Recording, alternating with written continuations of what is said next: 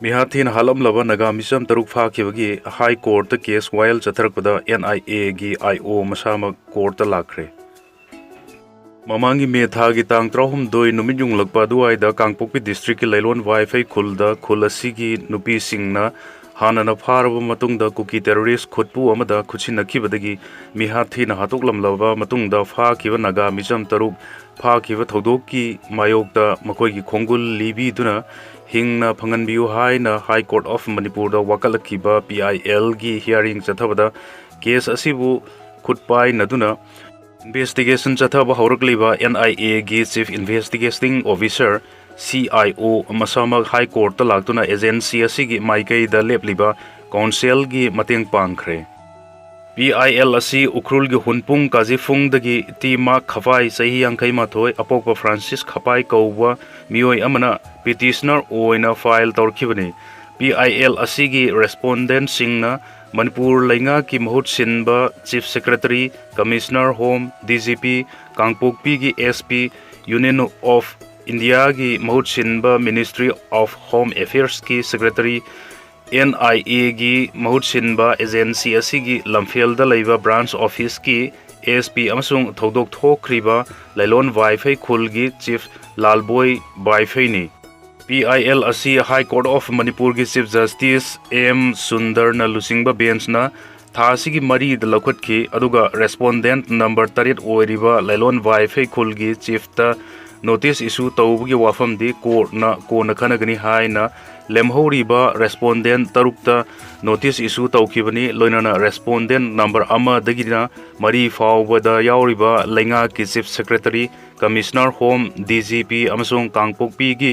ASP na June taruk solising ni ka kuntaruk fawbgi manungda PIL asiga mari lena ATR action taken report pirakna na makhan kibani Court na lepagi matungina thasigi nipanda matter asi amuka hana laukolokpada Lainga ki Commissioner cum Secretary Home gi maikai digi nagamisam singfa kibagi thodok mari lenana police na laukhatpa case pu NIA da khusinabinerba Ministry of Home Affairs ki Joint Secretary Counterterrorism and Counter Radicalization da aiba cherol ama megi tangkun manga sok lising ni ka kuntarukta piduna haijakre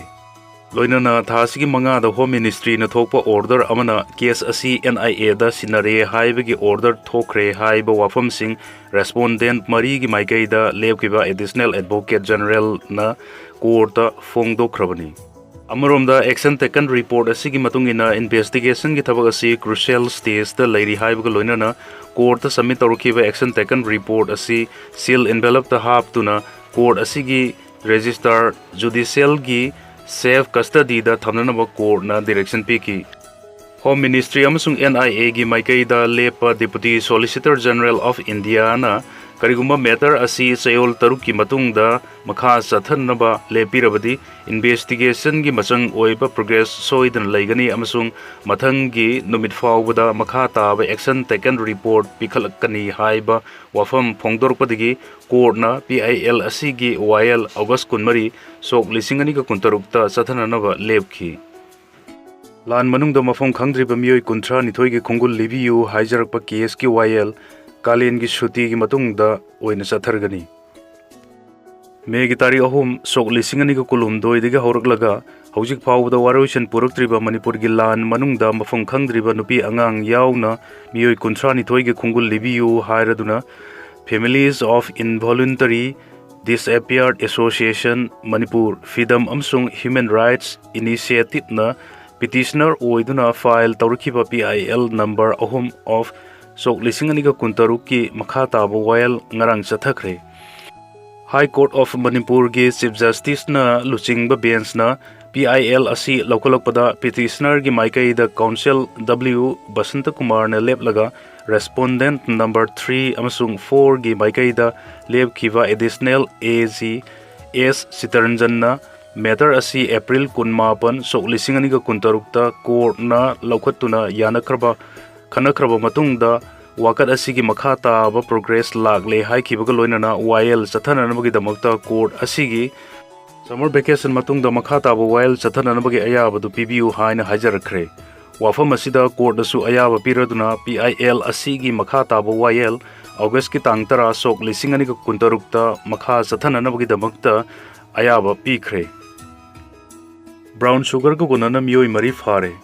Police control room na ngarang numidang thorokpa cherol amada ngarang police na Lilong Sambrang Khong da leiba Soreya Elias Naha sahi kuntra taret AMD Tamijaudin Elias Sanatomba Elias Naha Tomba sahi kuntra humdoi amasung AMD Sarafuddin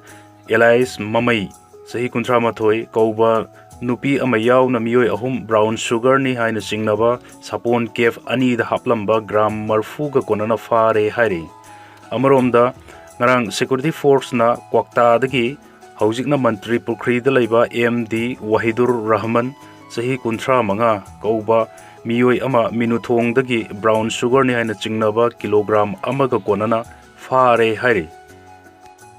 Politician singna ai gi community gi interest da ngang lagadi peace hanjilakpa ngamloi karam syam. Manipur da kumja lising ani ga kulumdoi gi me gi tarik ahum dagi satharak liba kangluk ki irang da miyam na wanare adubu thenglabasu thengna laingak na tienba matam sigi manungda waroisindi puruklagani haujik tawfam thokpa tawrukle khutlai phagatpa haure law and order gi phibam phagalakle adubu politics tawnari basingna ai gi community gi interest ta pangang dangang lagadi peace hanjin badi ngamlaroi integrity purakpa ngamlaroi haina langthawal gi MLA Karam Syamna fongdokre wafamasi Manipuri Sahitya Parishad ki marfutara nithoi suba ningsing thauramga iroinana National Award sing oktuna citation amasung lengyan khudol tambagi thauramda athoiba mithungi warol piraduna mahakna fongdokkibani mahakna makhata na haikibada Sahitya Parishad ki loisangi oiriba fibam si yenglaga semgat sagatna nabu honabada mateng panglagani hainasu fongdokki Kannaba mithunglen oikibi Manipur State Kala Academy gi Secretary Sunanda Thokchomna Manipuri Sahitya Parishad na Manipur khakta natana mapandasu masaloisang kaya thamduna wakhallon punsin naribasi tamjaningai ni haiki Amurumda Manipuri Sahitya Parishad Meghalaya gi President Munish Ningthaujamna akhanaba mithungi warol piraduna Manipuri Sahitya Parishad ki sahi marfutara nithoi gi khongsatsi sanglaba khongsatni masi ningthau palingai kumja lising amaga chamapal kunthra manga da lingkhat kibani ngasi laibak si da singna rikliba kaya si literature gi khuthang da fongdok payai masi da natana aikhoi gi culture amasung identity busu maya amda khangan gadabani haiki Manipuri Literary and Cultural Forum Tripura ki President Khoisnam Birola na Assam da Haujik Bishnu Priya Kangbuna makhoi na asengba mitei ni haibe gi sarang na laklibasi khana hoba fai haiki RIMS da Oral Wrist Diploma Therapy pangthokre Regional Institute of Medical Sciences RIMS Imphal gi Center of Excellence COE na angang anida maipak na Oral Wrist Diploma Therapy pangthokre haina RIMS ki media cell gi cherol amada fongdrokli cherol asina makha taraduna RIMS Hospital gi Genetic Hospital da ngarang ahanba oina National Policy for Rare Diseases NPRD soklisingani ga kunma thoi gi makha da Oral Wrist Diploma gi therapy adu maipak na sathakibani COE na angang anida wrist diploma therapy maipak na sathakiba sina lamdam asida mayong nariba yamna tang na thokpa laina sing laksina na honabada maruoiba khongthang ama oirgani hari BJP na Sikimbo ani suba Manipur onthok halugumsi Sikkim ge hanagi Chief Minister amasung ASDFT President Pawan Chamling na Sikkim da leiriba khasi amasung gurung phuruk ki tunglamchat ki matang da nungnang ba phungdok laduna kumja soklising ani ga kunma pangi assembly mikhal da state asida BJP ke laingak amuk hanna lakhalagum si haina miyam da appeal tawkhibaga loinana BJP gi laingak lakhanda duna Sikimbu miyam gi karimata khandaba party asina ani suba Manipur onthokna na honarapagi mayokta aikoi khudingmak na khusamna duna leplasi haina fongtorkre United States na Iran gi thau da thamlamba thingbasing komthokre sungdoktriba thau gi mamal hanthakre United States President Donald Trump administration na Iran gi thau da thamlamba thingbasing matam khargi oina komthokre United States ki anoba thausil asina Iran gi senmit lon da fagat hannanabagi khudong chawam pire hauki sahi kayada United States ki athing bana maram oiraduna Iran gi thau gi pothok asi mamal hanthana tongan tongan balaibak singda yonduna lakhibani thaugi athingba komthokpaga mari leinana United States Treasury Secretary Scott Bessent na United States amasung Iran gi marakta haukiba sayolda Memorandum of Understanding khutyak pinaduna West Asia da thokliba lan asi loisinanabagi khongthang gi saruk ama oina